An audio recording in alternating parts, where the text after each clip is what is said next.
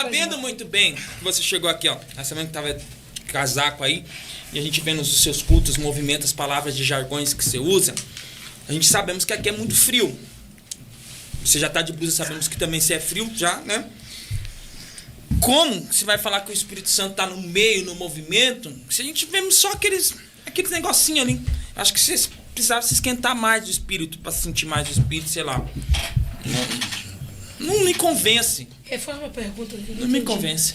Ele está dizendo que você chegou aqui em Curitiba e você disse que está muito frio aqui. Sim. Mas você não é tão fervoroso assim para reclamar do frio. Ele está te chamando de frio, espiritualmente falando. Geladinho. Até no escuro mesmo. Até no escuro não dá pra ver. Você tá aí. Não sei. Acho que quando ele caiu lá no anjo, acho que ele tava caindo no frio. Tô caindo. Ele sentiu o frio do chão. Voltou. Aí eu tô vendo, não tô vendo. Não entendi, varão. Não entendi. Eu queria... Será que você precisa ser um pouquinho mais fervoroso? Ou batizado com o Espírito Santo? Aí se eu jogar um crente batizado do Espírito Santo numa neve, aí ele tem que estar quente, porque ele é batizado com o Espírito Santo. Aí você tá falando que Curitiba é neve, irmão? Não, irmão, eu tô perguntando pro irmão que sentido dessa palavra. Irmão, que pergunta do capeta. Muito essa maldita dessa pergunta, irmão. Me faça uma pergunta decente. Eu saí de São Paulo pra ouvir essas coisas. Sai fora, irmão. Que vergonha, Fábio. Que vergonha, Michael. Pergunta endemoniada, mano. Você chamou o cara de frio, de gelado. Vamos fazer a pergunta aqui mais honesta. Você é um pentecostal fervoroso, cheio do Espírito Santo. Sim. Ou você é um worship? Qual a sua visão das igrejas tradicionais que não têm essa visão do pentecostalismo, do mover? Eles são cessacionistas, não são continuistas. É que assim, a gente entende que toda igreja tem o seu modo, né? Tem igrejas como a presbiteriana, a batista, que eu até acho que a batista já é um pouco mais avivada, né? Metodista também. Batista, só as renovadas. As renovadas, sim. Mas, como um todo, aqueles que são mais pro ensinamento da palavra. Eu já preguei em presbiteriana renovada, né? E o pessoal da glória pula, né? Sapateia, fala em línguas estranhas. Então, a gente entende que todas as igrejas, como tem a Assembleia, tem o Batista, tem a Presbiteriana, tem a Deus. Cada igreja, eu não vou julgar aqui, não dá, não pula porque não tem o Espírito Santo. Não.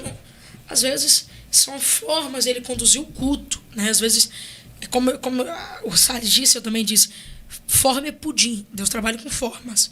Então, às vezes, o Espírito Santo vai agir ali na palavra, no consolo. Mas a hora que Jesus quiser batizar, sim ou não? Fora que também existem igrejas que zelam pelas doutrinas bíblicas, que não tiram a centralidade de Cristo, acredita no Espírito Santo como Deus, acredita na Trindade.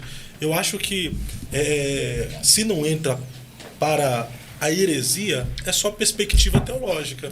Não crer ou crer no dom do Espírito Santo não vai fazer uma pessoa salva ou perdida. Sim. Entende?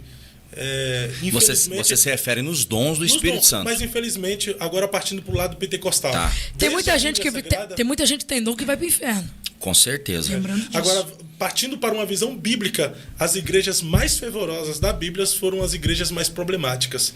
Veja a igreja de Corinto, por exemplo. Era a igreja mais fervorosa. Que batismo, né? Paulo teve que orientar o uso dos dons, porque era uma igreja cheia de dons espirituais. Cheio do poder de Deus. Mas tinha casos de incesto, dissensões, discórdias e tal. As igrejas mais tradicionais... Agora dá uma olhada nos bereanos. Era a igreja mais problemática de Paulo, a Corinto. Mas agora dá uma olhada na igreja de Bereia, na igreja que ouvia, né? Da igreja que pegava os ensinamentos, né? Da igreja que tinha a divisão da palavra. Por exemplo, aquilo que é bom, eu jogo para dentro da minha alma, para dentro do meu coração. Aquilo que é ruim eu vou jogar fora. Esse era o tempo da igreja de Bereia, os bereanos que ouvia a palavra, né? Então, a gente entende que cada igreja tem a sua condição de servir ali o culto para quem está ouvindo. Agora, todo mundo pensa que o culto fervoroso é o culto que pula, que roda, que sapateia. O culto, por exemplo, da congregação é um culto que os irmãos pulam, sim, dão glória a Deus e aleluia, porém, não como a Assembleia de Deus, mas ouvem a palavra de Deus, né? Embora a palavra venha a ser revelada, né? Mas eles sente sim o poder de Deus ali naquela palavra. E eu já fui muito edificado em convenções, em seminários, em escola bíblicas dominical, tá? Escola bíblica dominical, muitas das escolas bíblicas nos tempos, acabava a escola bíblica, o povo saía falando em línguas estranhas, né? E você pode ver ali, não tem como. E o que é avivamento para você?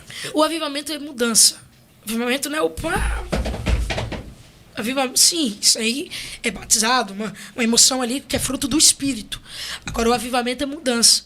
Não existe alguém que é avivado e continua pecando, continua falando mal dos outros. É avivado de corpo, mas a língua dele é venenosa. Como alguém disse assim, o meu problema é a língua. Então você não é avivado. Não tem avivamento, teve mudança na sua vida.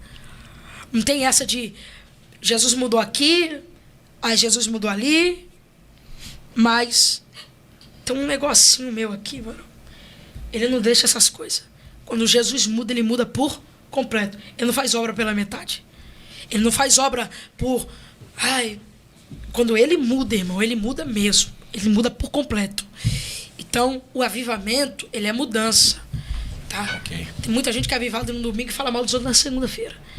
Então não é um avivamento. Então seus haters, no caso, eles deveriam ser avivados ou ser batizados com o Espírito Santo? Só falando um pouquinho aqui da questão de culto, né? Um culto avivado não é pulo, grito. Eu ia fazer uma outra pergunta sobre ensino. A exemplo disso, nós temos um culto maravilhoso no Novo Testamento que, na minha opinião, é um dos cultos mais incríveis, que não houve pulo, não houve grito, mas houve coração queimando. Lá em Emaús. Não queimava o nosso coração quando ele falava conosco?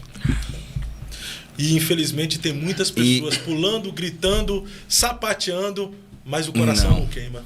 Miguel, e o que é um culto avivado para você? Respirar virou um desafio. Irmão, assim, é um culto que houve mudanças, né? É claro que a mudança... Claro que... Pode falar. Não, pode continuar. É claro que a mudança é quando os crentes estão sendo... Passou pela podóloga. Ai, Jesus Cristo. Desculpa. Tirou até o pensamento do menino. Não, desculpa. Peço perdão. Nossa, hoje eu sou Tava com a unha encravada. Só deixar ciente aqui pro pessoal do Eu Acredito Podcast que tá acompanhando aí, pessoal. Eu coloquei hoje aí ao vivo também, mas o podcast hoje não tá na responsabilidade do Eu Acredito Podcast. Eu já vai tirar até a marca dele aqui. Não tá do Eu Acredito Podcast, é no Pela Fé. Eu tô aqui só de coadjuvante. O Maico aqui do Pela Fé, o pastor Maico, então... ele foi pra podóloga, tirou a unha ali, tá mancando e atrapalhou o raciocínio aqui do Miguel. Vai lá, Miguel. Nossa, atrapalhou o meu porque a dor pegou. Desculpa. Aí... Então a igreja que é avivada é a igreja que tem mudanças, né? É a igreja que é assim renovada pelo Espírito Santo de Deus. Porém, é a igreja que ela, pela palavra, pelo batismo com o Espírito Santo, ela muda as condutas. Aliás, o cristão ele muda as condutas dele no dia a dia e por aí vai. Então, é necessário que todo mundo entenda que uma igreja realmente avivada é aquela que passa por mudanças em seus membros, em seus obreiros.